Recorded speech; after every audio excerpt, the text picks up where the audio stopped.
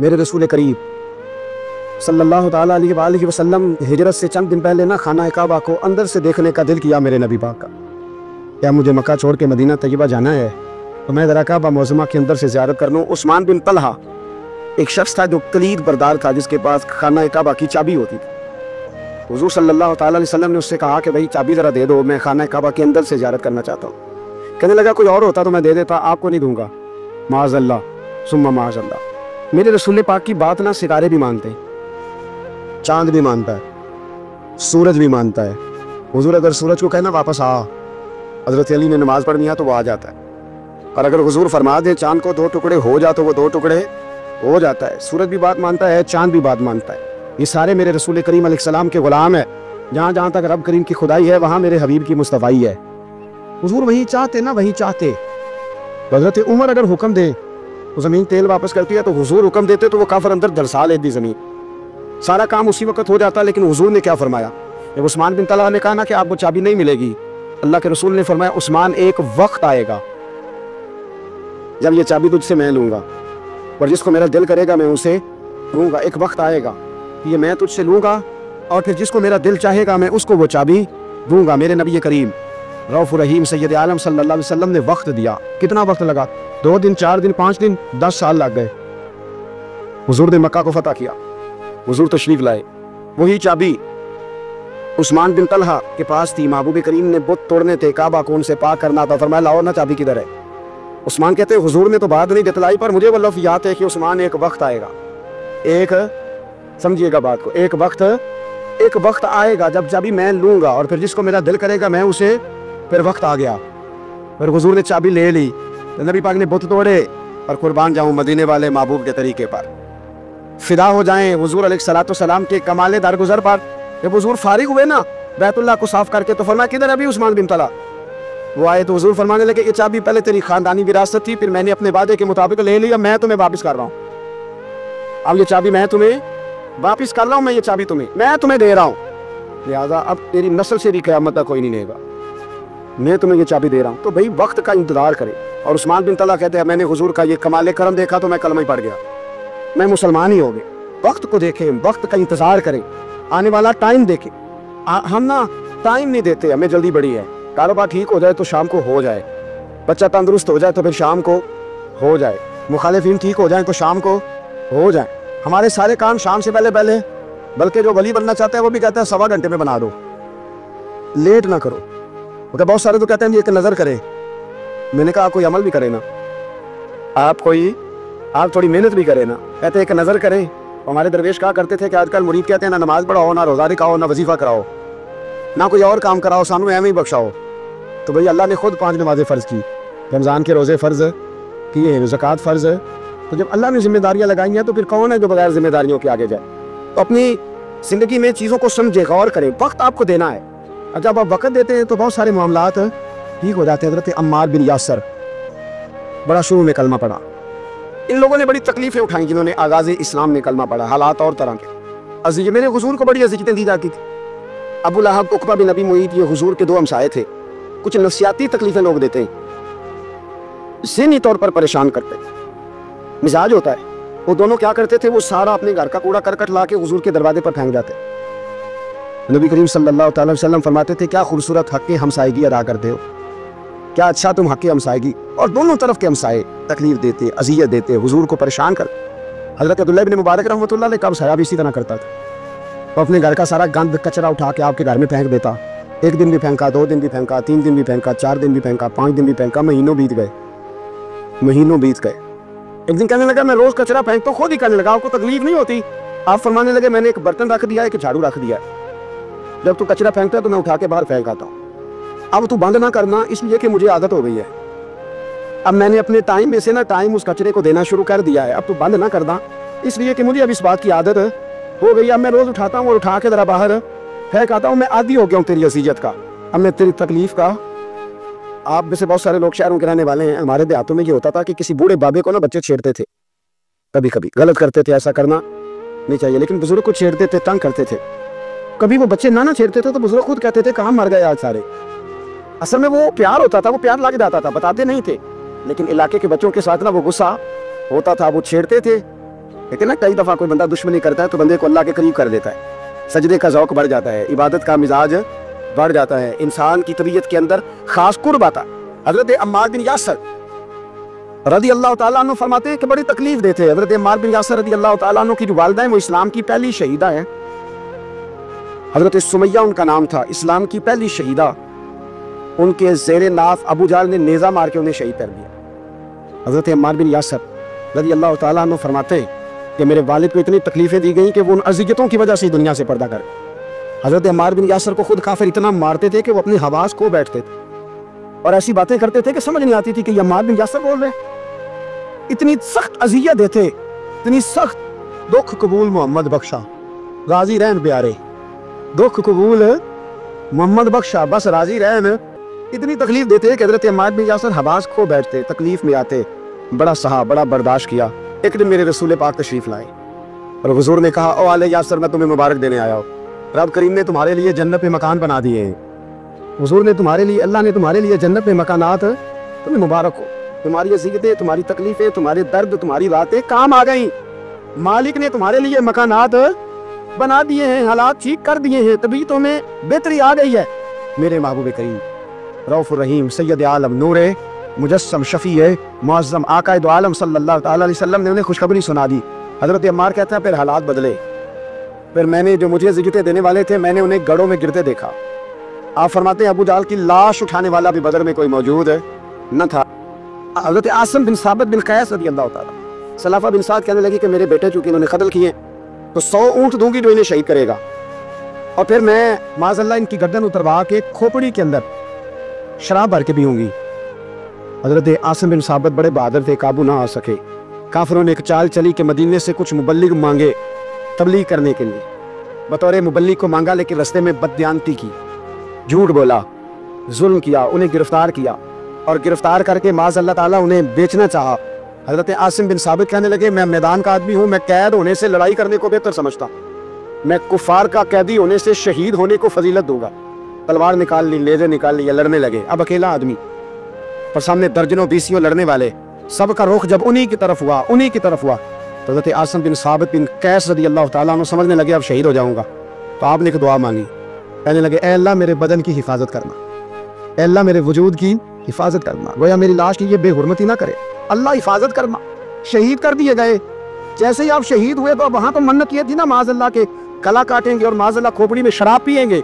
उन्होंने दुआ कर दी, या अल्लाह हिफाजत करना। आप सब भी दुआ करें, या अल्लाह हमारी हिफाजत फरमा, ऐ अल्लाह दुनिया में भी हिफाजत फरमा, कब्र में भी हिफाजत फरमा, हासिदों से, शरीरों से, मुफसिदों से, ऐ अल्लाह हिफाजत करना। ये दुआ फरमाई।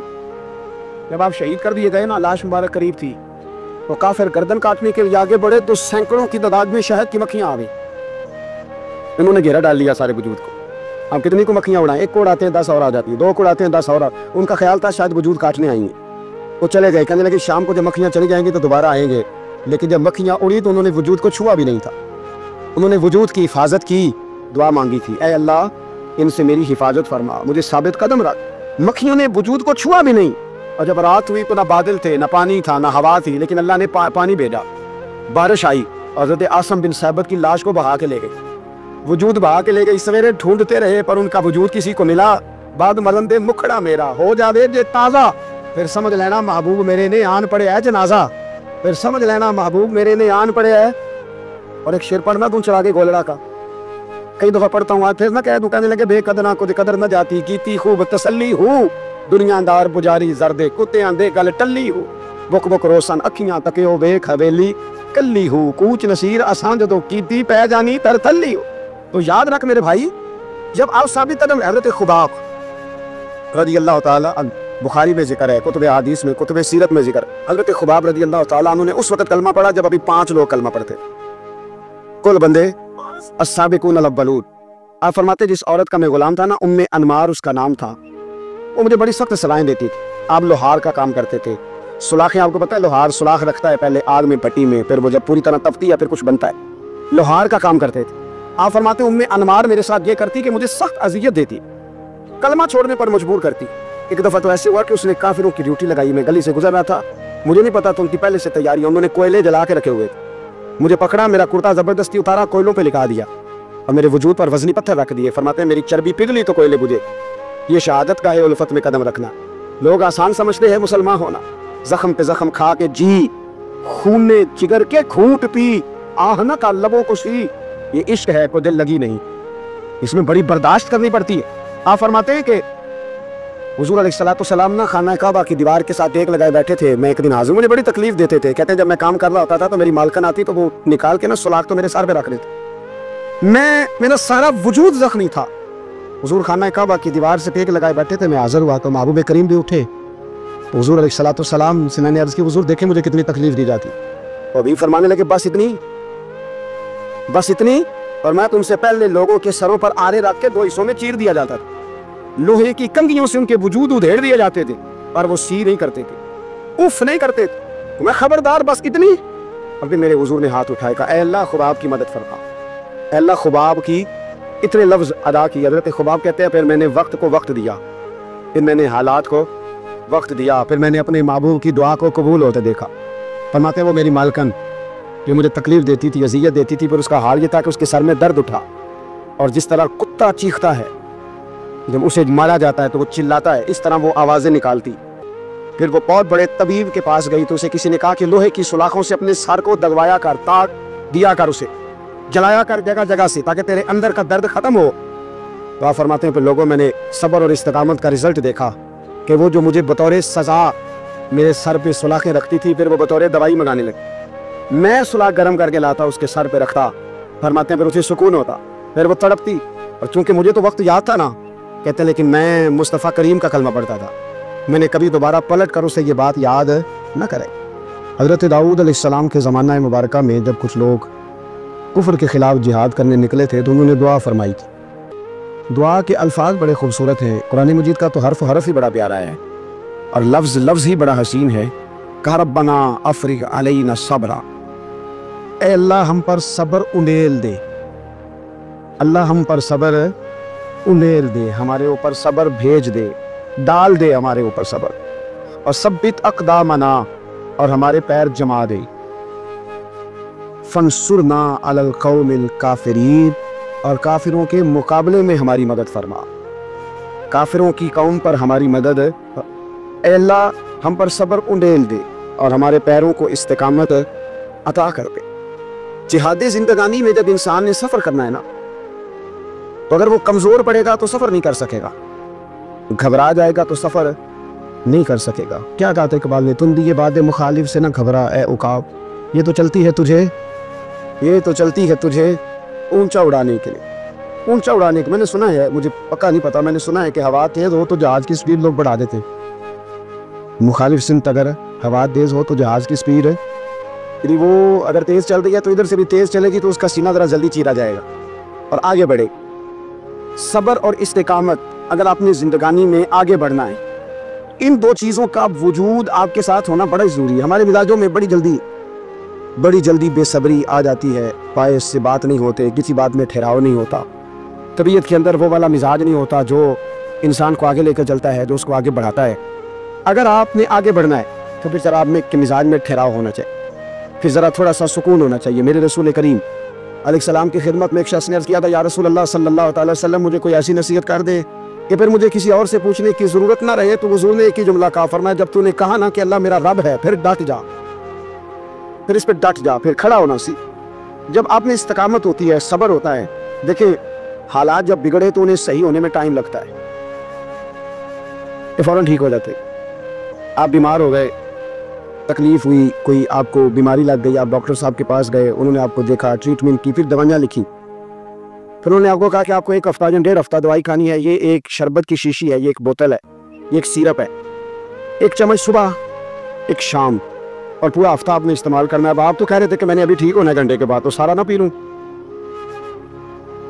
سیرپ، سارا نہ پی لوں ابھی، اور 1.5 ہفتے کی دوائی ابھی نہ کھا لو، تھوڑی تھوڑی کر کے بھی تو کھانی ہے نا، ساری کٹھی نہ کھا لو، ہو جائیں گے ٹھیک؟ کیا خیال ہے آپ کا؟ نہیں ہوں گے. کیوں؟ اس لیے کہ جس ترتیب سے ڈاکٹر نے آپ کو بتلایا ہے آپ کا وجود اسی ترتیب سے اسے قبول کرے گا. آپ کا جو وہ مرض ہے وہ اسی ترتیب سے بہتر ہوگا جس ترتیب سے ڈاکٹر نے، طبیب نے، حکیم نے آپ کو बतलाया, उसी मुरत्तब तरतीब से आपने उसको दवा को इस्तेमाल करना है, तो उसी तरतीब से वो सारे मामलात ठीक हो गए। अब आपका तो मंशा था कि मैंने सवेरे फ़ौरन उठना है और मैंने दवा खानी है तो मैंने फटाफट ठीक हो जाना है, तो भाई ये आपकी मंशा तो है, लेकिन हिकमत का तकाजा ये नहीं है। हिकमत का तकाजा ये है कि आपको एक गोली खानी है, एक चम्मच सिरप का पीना है, आपको मुनासिब परहेज़ करना, उसके बाद जाके आपकी तबीयत ठीक होगी। लेकिन अगर आपका ये प्रोग्राम बन गया है कि नहीं मैंने तो शाम को ही ठीक होना है, तो ये मुमकिन नहीं है। इसके लिए आपको ज़हनी तौर पर तैयार होना चाहिए। आपको समझना चाहिए कि बहुत सारी चीज़ें ऐसी होती हैं जिन्हें वक्त देना पड़ता है, बहुत सारे हालात ऐसे होते हैं जिन्हें टाइम देना पड़ता है, वो अपने वक्त पर जाके चीज़ें दुरुस्त हो जाती हैं। लेकिन हम चाहते हैं कि हम अभी करें, सवेरे करें, शाम करें, वो कई दफ़ा सही करने की बजाय माहौल को हम ख़राब कर लेते हैं। उन्हें वक्त दें, उन्हें टाइम दें, उन्हें मौका दें। आप वक्त दें, माहौल को टाइम दें। आप देखें, हाँ ये ज़रूर देख लें कि आपके ज़मीर के अंदर कोई ऐसी बात तो नहीं, कोई ऐसा मामला तो नहीं कि जहाँ आप गलत हैं। और अगर ऐसा नहीं, फिर आप वक्त दें आने वाले असबाब को। हम ना बड़ी जल्दी है, हमें दुआ कराई है तो आज शाम तक मसला ठीक होना चाहिए, दुआई कराई है तो तब ये शाम तक ठीक होनी चाहिए।